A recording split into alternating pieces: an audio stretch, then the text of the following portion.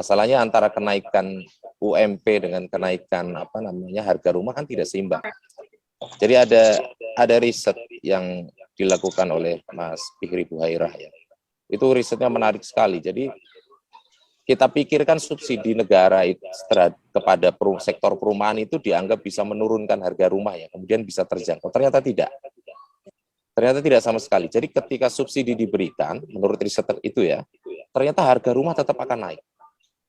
Jadi justru tidak turun. Kenapa? Karena satu hal terkait dengan tanah itu tidak bisa dikontrol oleh pemerintah.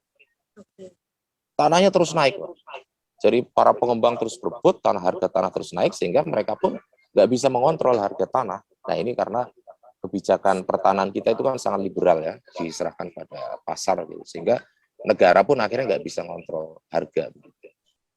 Tanah kita itu juga seperti yang saya bilang tadi, pengaturannya sangat liberal. Siapa punya duit dia yang bisa menguasai tanah. Pengembang berlomba-lomba untuk menguasai tanah. Kalau kemudian para pengembang yang punya duit berebut tanah, pembebasan lahan segala macam, orang-orang miskin lalu dapat apa? Nah ini yang nggak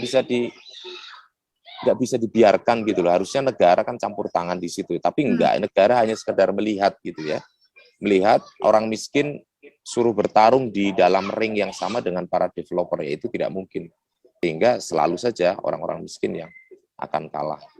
Karena kalau kita lihat konstitusi kita, harusnya rumah itu kan hak asasi manusia, ya kan?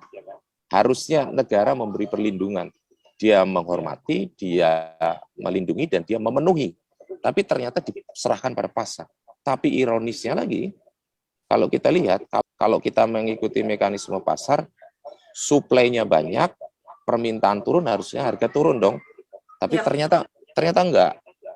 Walaupun suplai banyak, lalu kemudian permintaan turun, harga rumah kan enggak turun. Nah itu ironis. Sehingga memang tidak seharusnya rumah atau tanah itu dijadikan komoditas. Dia harus dianggap sebagai hak asasi manusia. Warna oranye partai buruh, partainya kelas pekerja, partai buruh